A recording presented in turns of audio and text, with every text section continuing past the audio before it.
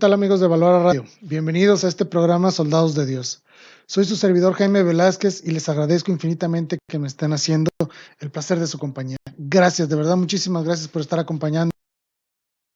Tenemos un programa muy interesante, es un programa que he querido hacer desde hace tiempo y sobre todo porque una persona de la audiencia me pidió este tema.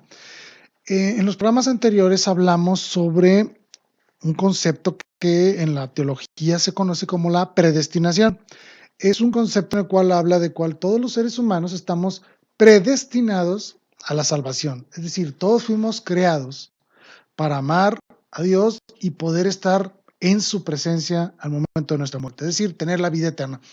Todos somos llamados a eso, que es la santidad. Sin embargo, este concepto de predestinación se ha deformado a lo largo de los años, se ha malentendido en muchas ocasiones y por eso era importante hacer un programa en el cual habláramos de este concepto.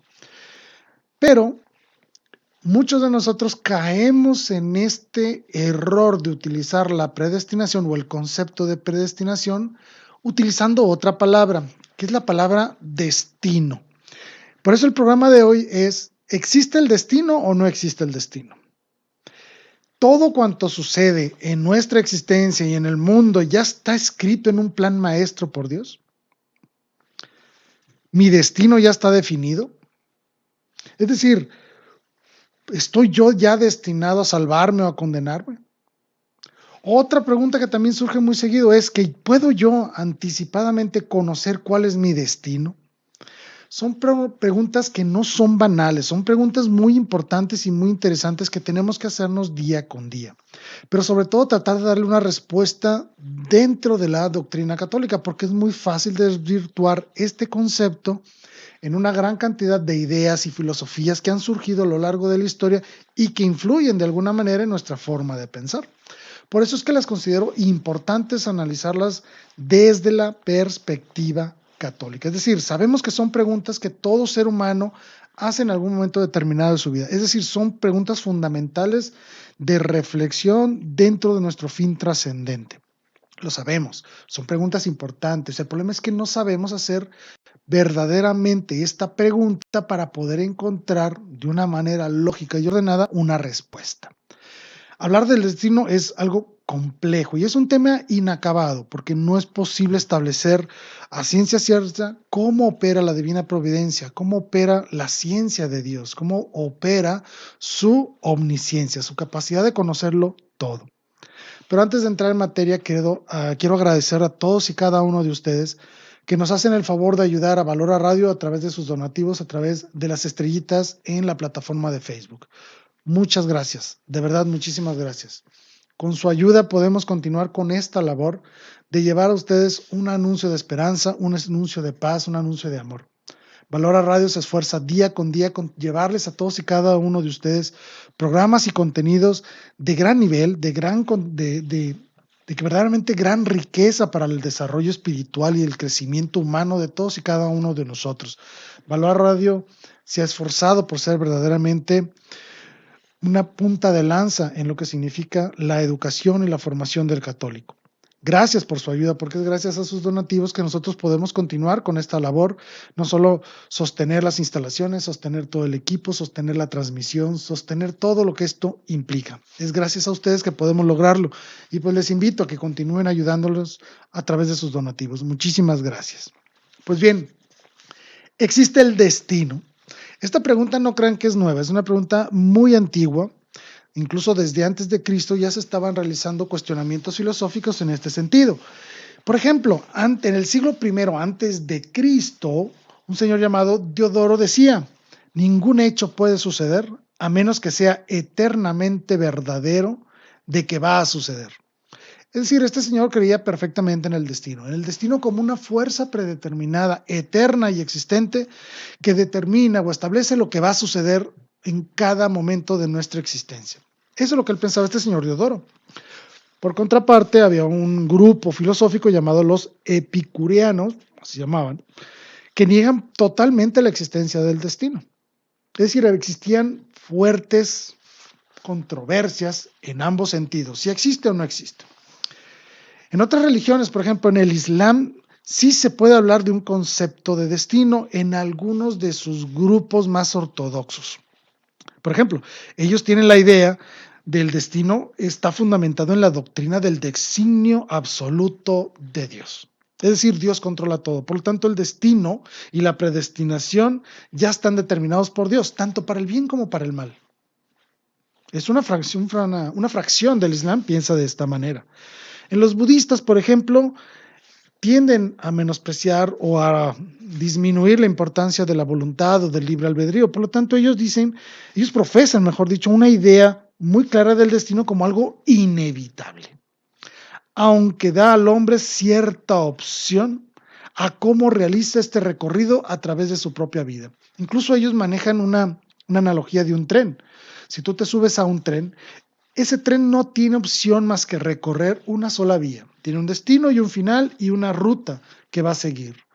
Si tú estás en ese tren, lo que tú puedes alterar de tu destino es simplemente en qué lugar del tren estás colocado. Si estás en el último vagón o estás en el primer vagón, o cómo vives tú tu trayecto de vida. Entonces, para ellos sí existe un destino, una línea determinada ya de la existencia. Para los materialistas, aquellos que niegan la existencia de lo espiritual o de lo divino, también se tienen que enfrentar a este concepto, porque ellos ven de alguna manera cómo las cosas suceden y no siempre tienen explicación, por lo tanto ellos establecen que se admite que el hombre está sujeto a leyes constantes y necesarias, que están implicadas en el absoluto reino de la física. Es decir, ellos creen en una causalidad hasta en los más pequeños e insignificantes movimientos de la voluntad humana. Yo sé que todo esto es un poco complejo, un poco difícil en ocasiones de explicarlo con tan pocas palabras y que implica, una gran reflexión sobre filosofía y una serie de términos para hablar sobre el destino. Y seguramente muchos de ustedes se preguntarán, ¿y esto a mí en qué me afecta? La verdad es que nosotros estamos inmersos muchas veces en algunas de estas formas de pensar que no son propiamente de la doctrina católica. Les voy a poner unos ejemplos. Si tú dices, cada persona es arquitecto de su propio destino. Es una frase muy conocida, ¿verdad? Bueno, es una frase que puede decirse que es una frase epicuriana. Es decir, niegas completamente la existencia de un destino y que eres tú quien va formando ese propio destino conforme vas avanzando en tu vida. Pero si tú dices que al que le toca, por ejemplo, aunque se quite, estás hablando entonces de una forma budista, donde ya existe un principio y un fin determinado para tu vida. Si tú eres de los que acostumbras consultar el horóscopo, por ejemplo, para conocer tu destino, buscas la adivinación o buscas la asistencia de alguna persona para conocer qué va a pasar con tu vida, si esa persona se va a enamorar de ti o si se va a lograr ese negocio que estás pensando, entonces estás actuando como un materialista, como alguien que puede dominar las fuerzas del universo para conocer su propio destino. O si tú dices en alguna ocasión cuando algo sucede que eso ya estaba escrito que sucediera, entonces estás actuando como Diodoro. Estás dándole un poder absoluto al destino. Es decir, existen muchas frases y muchas actitudes en nuestra vida diaria que nos colocan dentro de algunas de las filosofías propias del destino, del concepto de destino. Y es importante como católicos quitarnos de nuestra mente y de nuestra percepción ese tipo de conceptualización de los eventos que ocurren en cada una de nuestras propias vidas. ¿Qué quiero llegar con esto? Que estamos más influenciados por filosofías y religiones ajenas al catolicismo que lo que verdaderamente dicta la doctrina católica cuando hablamos de lo que es el tema del destino. Por ese motivo es que debemos aquí en este programa presentarles de alguna manera fácil, de una manera lo más sencilla posible, lo más amena posible, cuál es la enseñanza de la iglesia con respecto al tema del destino, ¿sí? Para que podamos definir bien cómo es que interactúan la voluntad divina con la voluntad humana. Y esta es la gran controversia dentro de nuestra propia fe. ¿Cómo podemos conciliar la naturaleza divina con la naturaleza humana? ¿Cómo conciliar la voluntad divina con la voluntad humana? Y surgen muchas interrogantes a lo largo de la historia. La Iglesia, por ejemplo, establece varias premisas importantes que debemos definir. Una de ellas es, Dios es creador del universo y establece las leyes que le rigen. Pareciera que suena materialista, pero no, es una realidad. Dios crea el universo, pero no lo crea en el desorden, sino que lo crea en el orden. Por lo tanto, existen reglas que rigen valga la redundancia, cómo opera el universo, cómo se mueven los planetas, cómo se mueve un átomo, cómo se dan las fuerzas de la física o las reacciones químicas. Todo eso está regulado ya por una serie de reglas establecidas por Dios al momento de la creación del hombre, o perdón, a la creación del universo. Y es el hombre, con su inteligencia y con su capacidad de reflexión, que va descubriendo estas reglas a través de la experimentación y es lo que le llamamos las ciencias. La ciencia no es otra cosa más que la investigación, el descubrimiento y el acervo que tenemos del conocimiento de la obra de Dios que podemos establecer y enunciar de una manera ordenada. Vaya, cómo Dios hizo las cosas. Básicamente eso es lo que dice la ciencia, por eso es que en ciencia y religión o en ciencia y fe no debe existir contradicción. Desafortunadamente, cuando nosotros queremos establecer estas premisas y aplicarlas a la voluntad humana, no funciona. ¿Qué quiero decir con esto? Mi voluntad no está determinada por reglas preestablecidas con Dios. Yo voy a actuar de una manera libre. Es más, Dios quiere que yo actúe de manera libre. Y ese es uno de los grandes tesoros que Dios le ha dado al hombre, su libertad. Cuando decimos que el hombre está hecho, el hombre está hecho a imagen y semejanza de Dios, significa que tenemos eso, tenemos la capacidad de decidir, tenemos una inteligencia y una voluntad que nos permite acontecer en nuestra vida diaria hacia el encuentro con Dios o hacia el alejamiento con Dios. Y aquí surge otra de las grandes controversias, es decir, si hemos sido dotados de la libertad, por lo tanto, existen reglas, o mejor dicho, no existen reglas que determinen de una manera predeterminada cómo voy a yo actuar en un momento determinado. Es decir, todas las leyes y reglas aplican al plano físico y material, claro, pero no siempre aplican a la voluntad humana, porque Dios nos ha hecho libres. Pero y aquí viene el primer gran pero de toda esta discusión. Cuando nosotros hablamos de libertad, creemos erróneamente que la libertad implica que podemos hacer lo que se nos pegue nuestra regalada gana. Y no, eso no es la libertad. Es aquí donde tenemos que comprender lo que verdaderamente significa la libertad para poderla contrastar con el concepto de destino. Ejemplo, el que nosotros podamos cometer un acto malo no es parte de nuestra libertad, sino que es un abuso de la libertad, es una desviación de la verdadera libertad, porque eso lo único que demuestra es que estamos sujetos y esclavizados a nuestras propias pasiones y a nuestras propias apetencias. ¿Qué quiero decir con esto? Dentro del plan divino, en el cual cada ser humano es dotado por una libertad, dentro de esa libertad no existe la opción del pecado, no existe la opción del mal. Y esto es muy importante que quede claro. Dios no te dio libertad para que hagas el mal. Cuando nosotros hacemos un mal, no es que estemos actuando libremente, estamos abusando del concepto de libertad. Estamos rompiendo con lo que verdaderamente significa libertad para seguir algo que verdaderamente nos está esclavizando, las pasiones y apetencias. Si nosotros somos verdaderamente libres es cuando nosotros actuamos única y exclusivamente por amor y por desinterés en la acción misma que vamos a hacer. ¿Qué quiero decir con esto? Cuando nosotros actuamos verdaderamente libres, es cuando actuamos movidos por el amor, que no buscamos una retribución o una conveniencia, sino que verdaderamente buscamos la conveniencia del otro. Esa es la verdadera libertad. Y por eso hemos sido dotados de libertad, para que nosotros desde esta libertad podamos decirle sí a Dios. Sí quiero estar contigo, sí quiero seguirte, para verdaderamente mostrar el justo y correcto uso de nuestra libertad hacia el encuentro con Dios. Por lo tanto, cada vez que cometemos algo malo, cometemos un pecado, lo que estamos haciendo es destruyendo el concepto de libertad.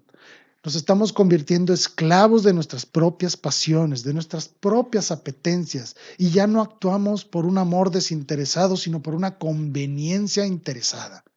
Somos egoístas. Todo acto de pecado conlleva en poca o gran medida un acto de egoísmo.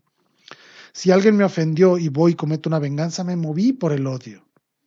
Pero si alguien me ofende y yo lo perdono, eso es un verdadero acto de amor, porque yo actúo de manera desinteresada en favor del otro al otorgarle el perdón. Que quede claro, el mal no es parte de la voluntad divina. ¿Y esto qué tiene que ver? tiene que ver mucho porque si entonces dentro de nuestra libertad no existe la opción de cometer un pecado, sino que es un abuso de la libertad, no podemos entonces atribuirle a Dios que si nosotros cometemos un acto malo es parte del designio divino, porque Dios no nos mueve al mal. Entonces existen acciones, por decirlo de alguna manera que se entienda, que se escapan de la voluntad de Dios. Por lo tanto, como católicos no podemos creer bajo ninguna circunstancia en este destino predeterminado de todos y cada uno de nosotros en nuestras acciones y en nuestras formas de pensar. No podemos pensar entonces que Dios ha determinado todos y cada uno de los pasos de nuestra vida, porque muchas veces a lo largo de nuestra vida nosotros cometemos abusos a la libertad, cometemos pecados. Por lo tanto, eso no puede ser parte del plan divino. Dentro de ese plan no puede existir el mal, no puede existir el pecado. Por lo tanto, no podemos hablar, católicamente hablando, en que Dios nos mueve al pecado, porque así está destinado desde antes. ¿Se entendió cómo va toda este, esta secuencia de conceptos y de criterios? Nos van a llegar abordando hacia un momento para determinar que la verdadera libertad es aquella que se hace con amor y que no, cuando no actuamos con amor es cuando verdaderamente rompemos con el concepto de libertad y nos salimos de la providencia divina, nos salimos de la voluntad de Dios. Por lo tanto, no puede hablarse católicamente de un destino predeterminado por Dios, porque no existe cabida en este camino de Dios, no existe cabida para el mal y nosotros hacemos el mal. Lo podemos ver todos los días. Si todo lo que hago es parte de un designio divino, entonces los seres humanos no seríamos más que unas simples marionetas dentro de una macabra obra de teatro por un ser eterno o poderoso. Y no somos marionetas, no estamos atados en hilos. Dios no conduce todas nuestras acciones, que deberíamos dejarlo hacerlo, que es otro boleto. Pero ahorita estamos hablando de la libertad y del movimiento humano, ¿sí? Para que no me vayan a compensar de que las cosas nosotros somos más poderosos que Dios, no, sino que parte de esta libertad podemos nosotros rechazar a Dios y entonces es cuando caemos fuera del verdadero concepto de libertad y estamos actuando con libertinaje. Todos estos conceptos que les acabo de mostrar acarrea más preguntas que verdaderas respuestas.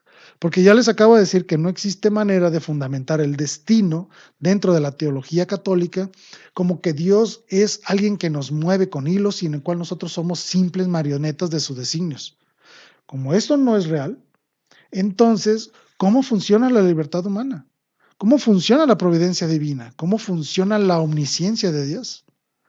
Son preguntas que van incrementándose y se van profundizando con el paso de los tiempos. Si Dios lo sabe todo, sabe que voy a pecar. Y si sabe que voy a pecar, ¿por qué lo permite? Si sabe que voy a dañar al otro, ¿por qué lo permite? U otras preguntas, si Dios lo sabe todo, ¿sabe de antemano si me voy a salvar o me voy a condenar? ¿Existe dentro de mi plan de vida ya un destino definido por Dios? ¿Me voy a salvar o me voy a condenar? Son preguntas muy complicadas de responder. Si alguien me pregunta, ¿Dios ya sabe si me voy a condenar o me voy a salvar? La respuesta es sí. Ah, entonces Dios lo ha determinado. La respuesta es no. Y es en este juego de sí y no donde acontecen una gran cantidad de ideas, a veces contrarias, a veces complementarias, para que buscamos tratar de explicar todos estos conceptos. Como todo esto se origina de una mayor fuerza a partir del siglo XVI, cuando surge la Reforma, es cuando este tipo de discusiones toman mayor auge, es decir, en los últimos 400 años. Cuando nos enfrentamos ante este dilema, la pregunta fue muy sencilla. Sabemos que Dios lo sabe todo. Entonces, ¿Dios al saberlo todo también lo determina todo? La respuesta la tenemos en la primera carta a Timoteo en capítulo 2 y versículo 4. Se los voy a leer de una manera muy rápida. Dice, Dios quiere que todos los hombres se salven y lleguen al pleno conocimiento de la verdad. Pero sorpresa, no todos se salvan, no todos llegan al pleno conocimiento de la verdad. Entonces, ¿qué es lo que está pasando aquí? ¿Acaso Dios se equivocó? ¿Acaso su redención no es universal? ¿O es que acaso Dios ha designado a unos que se salven y a otros que se condenen? Son preguntas complejas. La respuesta es muy sencilla. Una cosa es lo que Dios sabe y otra cosa es lo que Dios quiere. Suena complicado de conciliar, sí lo es, pero esa es la realidad. Dios quiere que todos se salven. Por eso es que hablamos de una redención universal en el sacrificio de Cristo. Cristo verdaderamente murió por todos los hombres de todos los tiempos, pero no todos se van a adherir a esa promesa de salvación y van a lograr la salvación. Dios quiere que todos se salven, pero no todos se van a salvar. Esta diferencia entre lo que Dios sabe y lo que Dios quiere es donde se puede darle entrada a la participación de la voluntad humana, al libre albedrío, la libertad que tú tienes para seguirle a Dios o cómo tú puedes abusar de esa libertad para desobedecer a Dios. Esa es la gran controversia. No, no crean que han sido controversias muy sencillas, han sido muy complicadas, verdaderamente terribles y fuertes. ¿Por qué? Porque es increíblemente complejo conciliar estos dos conceptos, la omnisciencia de Dios, o sea, el que Dios sabe todo, y la libertad humana. ¿Cómo puede haber actos de los seres humanos que escapan al conocimiento de Dios? Y si alguien me dice, no es que no escapan al conocimiento de Dios, muy bien, no escapan a su conocimiento, entonces Dios ya lo sabe de antemano. Y si Dios lo sabe de antemano, entonces, ¿cómo es que Dios no ha decidido si ya me voy a condenar o me voy a salvar? Es decir, si Dios sabe que yo me fui creado y que me voy a condenar, si Él lo sabe de antemano, ¿por qué me crea? ¿Por qué me da la existencia si sabe de antemano que me voy a ir al infierno? Sería como entonces hablar de un Dios tiránico, de un mal Dios. Y no existe ese concepto dentro de nosotros, pero tampoco puedo negar de que Dios lo conoce todo. Y es ahí donde se da la controversia. Se da una verdadera disputa de conceptos en los cuales muchas corrientes han tratado de darle una definición que nos permita como católicos expresar esto. Dios lo sabe todo, pero también me da libertad. Por lo tanto, cuando hablemos de salvación, implica la unión de voluntades, tanto la divina como la humana, que la voluntad divina no cambia, es eterna. Dios quiere que todos se salven, esa es su voluntad, pero es la voluntad humana la cambiante, la que está sujeta a los movimientos del bien, a los movimientos de la gracia, pero también está sujeta a los movimientos de las tentaciones demoníacas. Es decir, un hombre que es capaz de desviarse del camino, no porque sí sea definido en su libertad, sino porque tiene una naturaleza caída por el mismo pecado, por la desobediencia. Este movimiento del hombre, entonces, dentro de la omnisciencia de Dios, ¿cómo es que el hombre se puede mover? ¿Cómo es que el hombre verdaderamente participa con su voluntad para generar esos méritos necesarios para alcanzar la salvación? ¿O cómo alcanza todos esos actos pecaminosos que lo llevan a la condenación? Esto, como les decía, ha estado en discusión por siglos. Desde San Agustín encontramos las grandes controversias sobre este tema. Entonces estamos hablando de que la iglesia tiene 1600 años hablando de este tema, pero se incrementó después del problema de la reforma a partir del siglo XVI. ¿Sí? La realidad, y lo tenemos que decir así como se oye, es que este tipo de conceptos es un misterio. Sí, es un misterio. Con misterio no hay que decir algo que no podamos conocer, simplemente es algo que no conocemos pero no entendemos. No es que sea algo mágico, no, simplemente es que no alcanza nuestro propio razonamiento para comprender el razonamiento divino y cómo opera la voluntad humana y la voluntad divina en este movimiento a través de la temporalidad, siendo que Dios es eterno. Podemos decir entonces que la voluntad divina es absoluta en algunas cosas, pero en otras no. En otras es condicionante. Suena un poco difícil de conciliar y de comprender. Y lo es, la verdad es que lo es. Porque podemos decir entonces que Dios sabe qué va a suceder porque va a suceder, no porque Él lo determine. Eso igual nos coloca en una situación difícil de saber, porque entonces muchos tienden a pensar que hay cosas que se salen del dominio de Dios. Entonces Dios ya no es todopoderoso. Esto genera controversias, controversias enormes y terribles. En el siglo XVI se dieron fuertes enfrentamientos entre dos grandes grupos de la iglesia, entre los jesuitas, representados por el padre Molina, y entre los dominicos, representado por el padre Báñez. Fueron controversias enormes, terribles, fuertes. Incluso se acusaron mutuamente de herejes, se acusaron unos a otros a la Inquisición. Fue verdaderamente complicado este manejo de este tipo de conceptos, en el cómo Dios, sabiéndolo todo, no determina nuestro destino final, sino que nos permite participar de nuestro propio destino. La pregunta era muy sencilla. ¿Cómo puede Dios saber el futuro y no determinarlo como un absoluto? ¿Cómo es posible que existan en Dios algún conocimiento condicionado a la voluntad humana? Suena difícil de conciliarlo.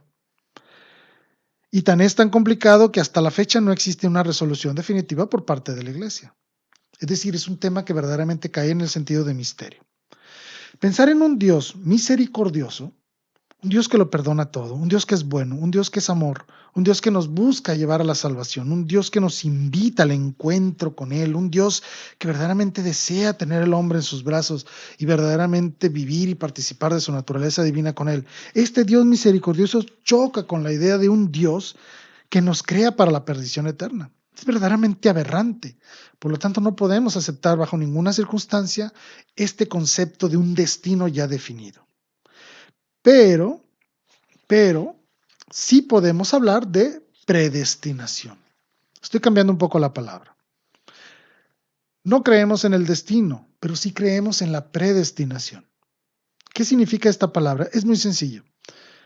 Dios quiere que todos se salven. Hemos sido predestinados a la salvación, pero Dios no ha trazado una línea en la que diga los que están aquí para acá se salvan, los de aquí para allá se condenan. No, en ese sentido no existe el destino dentro de la teología católica, pero sí existe el concepto de predestinación, es decir, todos somos llamados a la salvación, a adherirnos a los méritos salvíficos de Cristo para alcanzar la redención. Todo esto, retomando el tema, nos lleva a una gran cantidad de premisas y de conclusiones que tenemos que ir definiendo a lo largo del proceso de conocer si existe o no el destino, si yo ya estoy determinado a salvarme o a condenarme. Y son estas: si Dios determinó quién se salva y quién se condena, entonces se convierte en un Dios dictador. Por lo tanto, este concepto es inaceptable con la doctrina católica. Esa es una primera premisa. Si así fuera, si así fuera, si existiera verdaderamente un Dios dictador que ya definió quién se condena y quién se salva, ¿qué caso tendría seguir sus reglas? ¿Qué caso tiene que exista una iglesia, que existan los sacramentos, que existan los canales de la gracia? ¿Qué caso tiene? Si yo estoy pensando en que no importa lo que yo haga, me voy a condenar, pues me voy a condenar. ¿Qué caso tiene que sea bueno? O si yo he sido destinado a salvarme, ¿para qué soy bueno si de todos modos me voy a salvar? Puedo ser malo en este mundo y no me voy a salvar. ¿Qué sentido tiene ser bueno? ¿Qué sentido tiene entonces la encarnación y sacrificio de Cristo? Todas estas preguntas nos conducen entonces a determinar que no. El hombre no está sujeto a un destino predeterminado por Dios o por cualquier otra fuerza que la quieran llamar, hacia la condenación o hacia la salvación. No existe esto.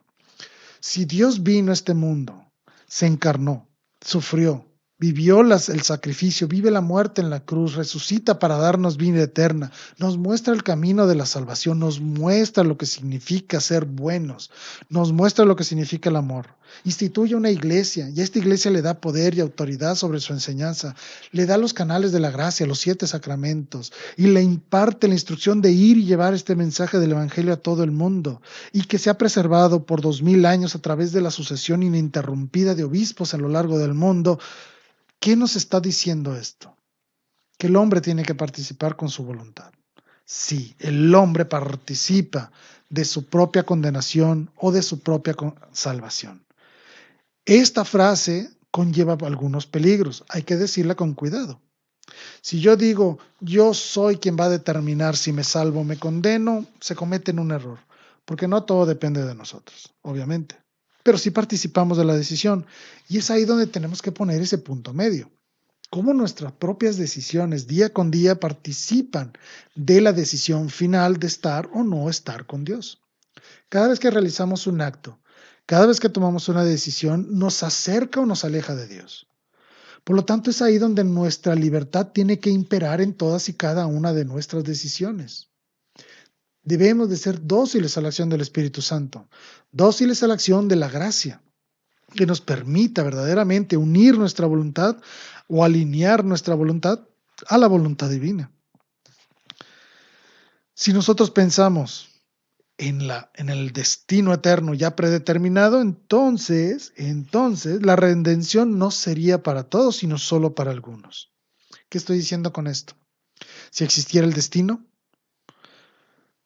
significa que Cristo vino a salvar solo a algunos, no a todos. Por lo tanto, su salvación sería imperfecta. Y si su redención es imperfecta, no sería verdadero Dios. Recordemos esto. Dios hace todas las cosas perfectas. Para hablar de perfección en la redención, esta redención debe ser perfecta, universal. Debe abarcar a todos los hombres, no solo a algunos. Pero esto no significa que todos los hombres se vayan a salvar. ¿Por qué? Porque hay hombres que no van a querer salvarse. En su voluntad está decirle no a Dios. Por lo tanto, Dios, que nos ha dado libertad, también nos da la responsabilidad de nuestras propias acciones. Si nosotros decidimos decirle no a Dios, Dios respetará esa decisión y nos colocará en el momento de nuestra muerte en un lugar donde Él no esté. Y se llama infierno. Por eso es importante este tema, porque nos coloca verdaderamente dentro de este marco de responsabilidad en el cual todos y cada uno de nosotros debemos de actuar para acercarnos a Dios. Pero hay otro detalle. Nada, absolutamente nada bueno que sucede en este mundo, sea o no sea realizado con la voluntad de los hombres, escapa de la voluntad divina. Es decir, nada bueno escapa de la providencia divina. Entonces, ¿significa eso que solo soy libre o solo ejerzo mi voluntad cuando actúo para el mal? Porque cuando actúo para el bien es porque Dios me ha movido. No, es al contrario. Yo sé que a lo mejor se escucha extraño, pero es al contrario, es verdaderamente cuando nos dejamos mover por la gracia, cuando somos verdaderamente libres. El pecado nunca implica libertad, implica libertinaje, implica rompimiento con la libertad. Esto es lo fundamental del concepto del destino. Comprender que somos nosotros los que actuamos de una manera libre en el camino hacia la salvación. Pero esto no significa, y lo repito, no significa que tú te salves por tus propias fuerzas. No. Dentro de toda la naturaleza humana existe la gracia, es decir, la acción de Dios. Todo lo bueno que hacemos, lo hacemos con la gracia de Dios. Nada escapa bueno de la voluntad de Dios y de su providencia. Por eso es que dice Cristo, no pueden hacer nada sin mí. Me necesitan a mí para hacer las cosas buenas. Y es verdad. Y se llama gracia divina. Cada vez que nosotros actuamos y hacemos el bien o hacemos un acto de amor, es porque Dios está con nosotros elaborando ese mismo acto a través de nuestra voluntad. Y eso es lo que lo hace meritorio ante los ojos de Dios, que yo permito que Dios actúe en mí, que yo permito que Dios mueva mi voluntad hacia el bien. Yo permito que Dios me libere de mis propias pasiones y apetencias que me condenan. Esa es la verdadera libertad. Soy libre del pecado, soy libre de las pasiones, soy libre de mi propia carne y mis gustos para verdaderamente amar. Y es ahí donde verdaderamente se está viviendo la predestinación de Dios. Es decir, hemos sido predestinados a salvarnos y en nuestra cooperación o colaboración, como lo quieran llamar, con la gracia y con la influencia del Espíritu Santo es como nosotros nos movemos hacia el bien. Y es ahí donde obtenemos el gran mérito ante Dios de decirle sí a Dios. Aunque sabemos perfectamente que casi todo el bien es de Dios, pero participamos nosotros. Verdaderamente participamos de ese bien de Dios, por lo tanto participamos de Dios. Y entre más participamos de Dios, más méritos tenemos ante Él, porque nos hacemos dóciles a su acción. Y verdaderamente Dios nos reconoce como verdaderos discípulos de Él, que verdaderamente actúan como Él. Nos dejamos guiar por su acción. Eso es lo que significa la predestinación católica. Hemos sido llamados a salvarnos y a estar en la presencia de Dios y de vivir profundamente su amor. Pero este llamado puede en un momento dado no ser escuchado por el hombre que se aparta de la voluntad divina y se aparta de ese fin al cual ha sido llamado. San Agustín decía, así como tú, con tu recuerdo, no fuerzas a hacer las cosas que ya fueron, es decir, con tu recuerdo no creaste el pasado, de igual modo tampoco Dios con su presciencia, no presencia, presciencia, fuerza a que sean las cosas que serán en el futuro. Es decir, así como con tus recuerdos no creas un pasado, sino que son consecuencia del pasado tus recuerdos, así igual Dios. Dios con su pleno conocimiento del todo no fuerza las cosas del futuro. Esta frase de San Agustín, complicada de entender, lo sé, generó esas controversias que le decía entre dos escuelas católicas. Por un lado estaba un sacerdote Molina de los jesuitas y por otro lado estaba el sacerdote Báñez por el lado de los dominicos, para tratar de explicar cómo operaba nuestra libertad, por decirlo así, fuera del determinismo de la omnisciencia divina.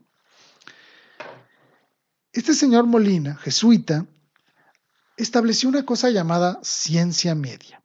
Sí, así como se oye, ciencia media de Dios. Y es muy fácil de entender. Dios conoce por inteligencia natural todo lo que ya pasó, vaya, en el pasado, lo conoce todo. Y Dios también tiene una ciencia de visión, es decir, una capacidad de ver el futuro, de conocer lo que va a suceder. Entonces existe, por decirlo de alguna manera, dos formas de saber de Dios. Dios conoce el pasado por una inteligencia natural y conoce el futuro por una ciencia de visión. Este señor entonces crea o establece la hipótesis de una ciencia media, es decir, una ciencia de Dios, un conocimiento de Dios que no tiene que ver ni con el pasado ni con el futuro, sino con una amplia gama, fíjense, una amplia gama de todo lo que puede suceder y que no ha determinado Dios. Suena un poco extraño, ¿verdad? Sí. Pero básicamente es todo lo que en potencia puede ser. Entre lo pasado y lo futuro existe un momento en el cual el hombre participa con su decisión, y es lo que le llama la ciencia media, un lugar donde Dios conoce todas y cada una de las opciones en las cuales la voluntad humana puede operar. Y en base a esas decisiones en las que el hombre va tomando, va modificándose de alguna manera esta ciencia media según las decisiones del propio ser humano, donde Dios conoce lo que sucede ahí, pero no lo determina. Deja que la voluntad humana actúe, es decir, tiene un panorama infinito de las opciones donde la voluntad humana participa, y eso es lo que le llamó una ciencia media, es decir, un conocimiento de Dios que no te determina las cosas como deben de ser, sino que permite la libertad humana. El problema de esta hipótesis de este señor Molina es que daba una gran fuerza a la voluntad humana. Es decir, colocaba de alguna manera muy libre a la voluntad humana, como si Dios se abstrajera de esa realidad del ser humano y no operara en un momento determinado en la acción del hombre. Esto entonces movió a los dominicos. Recuerden, el señor Molina era jesuita, entonces los dominicos, al escuchar esto de la ciencia media y cómo pareciera que la voluntad divina se aleja de la voluntad humana y deja libre y solo al hombre para que tome decisiones, esto no les gustó a los dominicos y los acusaron de pelagianos a los jesuitas. ¿Qué significa esto de pelagianos? En los siglos IV por allá, un señor Pelagio decía que el hombre podía salvarse por sus propias fuerzas sin la ayuda de Dios. Obviamente fue condenado como una herejía. Es decir, nadie es capaz de salvarse por sus propias fuerzas, obvio. Necesita participar la voluntad de Dios a través de su gracia para que el hombre pueda verdaderamente hacer el bien y alcanzar los méritos para la salvación. Eso lo sabemos. Pero esta teoría de Molina parecía como que se rayaba un poco con el pelagianismo, es decir, como si Dios se abstrajera de la decisión humana y no le brindara ninguna ayuda. Entonces, en los dominicos surge un señor que se llamaba Báñez. Y este señor pues, rechaza completamente la ciencia media de los dominicos, de los jesuitas, a través de su expositor, el padre Molina, porque él decía que esto que él explicaba implica que la omnisciencia de Dios no sería cierta. Es decir, Dios no puede saber lo que es falso. Es decir, nada escapa de la ciencia de Dios. Nada puede estar más allá del conocimiento de Dios. Por lo tanto, nada puede escapar del conocimiento de Dios. Si Dios ve al ser humano colocado en una opción donde existe una gran cantidad de opciones de acción y algunas de esas son falsas, quiere decir que Dios conoce cosas falsas. Por lo tanto, no sería una verdadera omnisciencia. Dios estaría en el error, estaría conociendo lo falso, si formando parte de su ciencia algo que no es verdadero.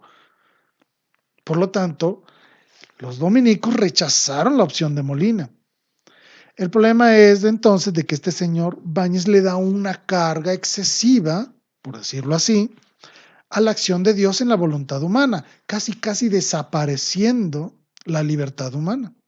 Por eso es que los jesuitas entonces contraatacaron acusando a los dominicos de calvinistas. Es decir, la herejía calvinista decía que unas personas ya están determinadas por Dios para salvarse y otras ya están determinadas por Dios para condenarse, sin importar lo que hicieran. Esto generó obviamente una gran cantidad de dimes y diretes, debates, acusaciones mutuas, se acusaban de herejes, llevaron casos ante la Inquisición, incluso profesores de un lado y de otro fueron expulsados de sus universidades, inclusive los mismos reyes se introdujeron a este debate para ver quién tenía la razón. O sea, verdaderamente causó un revuelo esto. Se llama como la controversia de Auxilis, desarrollada entre dominicos y jesuitas en el siglo XVI. Bien. Cuando todo este problema llega a los oídos del Papa Clemente VIII, él decide poner en paz la situación. Para empezar, prohibió a los jesuitas y a los dominicos estarse acusando mutuamente. No, vamos a parar la cosa. Le digo, traigan la controversia, ahí expónganla aquí ante los teólogos de Roma. Entonces la controversia se traslada a Roma. Ahí van los dominicos y ahí van los jesuitas a Roma y ahí empiezan las discusiones nuevamente sobre cómo poder conciliar la predestinación del ser humano a la salvación, la omnisciencia divina, la providencia divina y la libertad humana. Es un tema complejo. Se dan fuertes discusiones ahí dentro del Vaticano, pero en ese momento el Papa Clemente VIII muere. Lo sucede entonces el Papa Pablo V. Y el Papa Pablo V se da cuenta de lo complejo del tema, de lo complejo que es este asunto. Por lo tanto, al no poder llegar a una verdadera conclusión, porque ambas teorías obviamente tenían sustento en la escritura, tenían sustento en la teología, tenían sustento en los padres de la iglesia. Entonces no era posible verdaderamente decir quién tenía la razón y quién estaba equivocado, porque ambas hipótesis parecían plausibles. Es decir, ambas hipótesis tienen de alguna manera parte de certeza, parte a lo mejor confusa o parte de misterio. Claro que sí. Era normal en ese momento pues una discusión tan compleja. Por lo tanto, lo que este Papa, el Papa Pablo V, decide es, punto número uno, prohibió a ambas partes acusarse de herejes en lo sucesivo y dio permiso a ambas congregaciones para que cada una de ellas enseñara en sus escuelas y en sus universidades sus referentes y hipótesis con respecto a lo que significa todo este conjunto de destino, predestinación y voluntad humana. Y hasta la actualidad eso prevalece. Hasta el momento de hoy no podemos dar una respuesta clara y concreta de eso. ¿Cómo es que opera la voluntad divina? ¿Cómo opera la gracia de Dios? ¿Cómo opera la omnisciencia de Dios y su providencia y la libertad humana? ¿Hasta qué grado participan una de otra? Es un tema complejo. Y todo esto que he desarrollado en este programa es para llegar a una pregunta final, que todos nos hemos hecho en alguna vez de nuestra vida o alguna persona nos la ha hecho, tal vez con buena o con mala intención, y es, ¿ya soy salvo? Es decir, tú, ¿ya estás salvado? Yo, ¿ya estoy salvado? ¿Toda la humanidad ha sido salvada? Sabemos que la salvación es para todos. La redención de Cristo abarca a todos los hombres de todos los tiempos, de todos los lugares. Es una redención universal, no solo para las personas, sino para todo el universo. Por eso es que hablamos de, no del fin del mundo, sino de la renovación del mundo al final de los tiempos. Sabemos perfectamente entonces que la salvación de Cristo es perfecta. Pero saber si yo soy salvo es una parte condicionante de nuestra voluntad, porque yo seré salvo si y solo si estoy en estado de gracia. Dicho de una manera sencilla, esta pregunta de yo soy salvo debe de responderse siempre en tiempo presente, jamás en tiempo futuro. Y esto es muy sencillo. San Pablo lo decía claramente. Yo trabajo con temor y temblor, yo me esfuerzo todos los días, yo corro la carrera, porque no quiero al final de mi vida ser descalificado. San Pablo sabía perfectamente que él en ese instante de su vida era salvo, claro que sí, porque estaba en gracia de Dios, pero él no movía ese momento presente al estado de eternidad. ¿Por qué? Porque su presente no termina aún. Y ninguno de nosotros hemos terminado aún nuestro propio presente. En el momento en que lleguemos al presente eterno de Dios, que es, vaya, la eternidad, llegaremos con una sola definición. ¿Soy salvo? Sí. ¿Soy salvo? No, entonces te vas al infierno. Es decir, la pregunta, ¿eres salvo? La debes de responder en estado presente. Si yo estoy en gracia de Dios, si alguien me pregunta, ¿eres salvo? Y la respuesta es sí, porque mi presente temporal está unido a mi presente eterno en la presencia de Dios. Pero si yo estoy en pecado, en este momento yo estoy en pecado y me preguntan, ¿eres salvo? La respuesta es no. Pero no porque Dios, su redención no sea suficiente, no. Es porque yo no tengo adherido mi presente actual, mi presente temporal no está unido al presente eterno con Dios, sino que está unido a un presente eterno alejado de Dios, que es lo que llamamos infierno. No debemos confiarnos nunca. La pregunta de si soy salvo o no, tienes que responderla tú mismo hoy, en este momento, en este instante. ¿Soy salvo sí o no? Si dices que sí es porque estás en gracia de Dios, porque has ido a los sacramentos, te has confesado y has comulgado y no has cometido ningún acto grave de pecado. Felicidades, eres salvo, sí. Si en este momento te sorprendiera la muerte, vas a ir al cielo. La respuesta de si soy salvo o no lo utilizan muchas congregaciones cristianas no católicas o falsamente cristianas, como lo quieran mencionar, para tratar de engañarnos y hacernos dudar de la eficacia de los sacramentos. Ellos dicen, yo ya soy salvo porque Dios me ha salvado. Pues, ¿qué creen? Los católicos decimos lo mismo, pero lo único católico que puede decir eso es aquel que está en gracia de Dios. Y lo podemos verificar, como lo hemos dicho claramente, que solo se va a salvar aquel que cumple con la voluntad divina.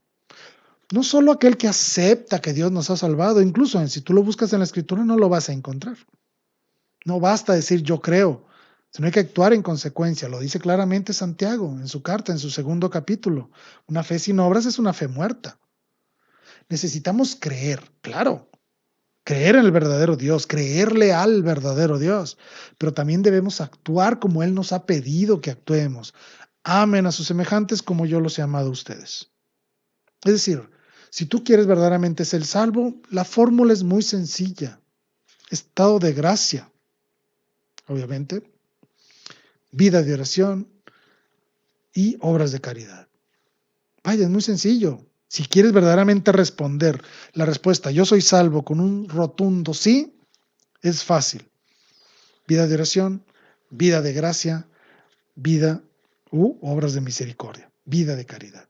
Es la única forma en que verdaderamente podemos decir con toda certeza soy salvo, sí, pero no por presunción, sino porque verdaderamente aceptamos las enseñanzas de Cristo y nos adherimos amorosamente a su voluntad. Soy salvo, sí, por la voluntad de Dios, no por la mía, por la de Él, porque es Él el que me mueve hacia el bien y hacia la salvación. No lo olvidemos nunca. Si tú quieres saber si te vas a salvar o no, la pregunta la tienes que hacer en este instante. ¿Soy salvo en este momento, sí o no? Porque esta es la respuesta que prevalecerá en la eternidad. El momento en que tú te presentes ante Dios y con tus actos y tus acciones le dijiste que no a Dios, va a ser tu presente eterno, un no rotundo a Dios. Pero tu respuesta es sí, debes de demostrarla con el estado de gracia, con la vida de oración, con las obras que has realizado a lo largo de tu vida, movido por la voluntad divina. Mostrarle esos méritos, ese oro, plata y piedras preciosas de las que habla San Pablo en su primera carta a los Corintios. Cuando tú te presentes a este juicio divino y le lleves los tesoros de tus actos que has hecho en unión y concordancia con la voluntad divina. Entonces, como conclusión, tu voluntad cuenta, tu voluntad participa, claro que sí. ¿Cómo? Es un misterio. De verdad es un misterio cómo mi voluntad opera dentro de la omnisciencia de Dios. Pero lo que sí sabemos es de que tú tienes doble opción. Actuar en tu voluntad hacia el mérito y a la salvación o utilizar tu voluntad hacia el castigo y la perdición eterna. Padres de la iglesia nos decían, ora y labora, es decir, ora, ten esta unión con Dios, pero también trabaja. Tú muévete, tú mismo tienes que moverte. O como lo decía San Agustín, trabaja como si todo dependiera de ti y ora como si todo dependiera de Dios. Hablan entonces de esta verdadera conjunción, de esta verdadera unión en el amor entre tu voluntad con la voluntad divina y recibir todos los dones de su gracia y de su providencia divina. Y entonces podrás decirle al mundo, sí, soy salvo, porque Dios está conmigo, porque yo estoy con Dios, porque dejo que su gracia actúe en mí y me uno libremente a su amor y a su voluntad. Espero que te haya gustado este programa.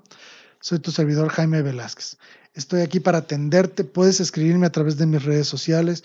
Estoy aquí para servirte y atenderte. Gracias por haber estado conmigo el día de hoy y no lo olvidemos nunca. Viva Cristo Rey y viva María Santísima, Virgen de Guadalupe. Hasta la próxima.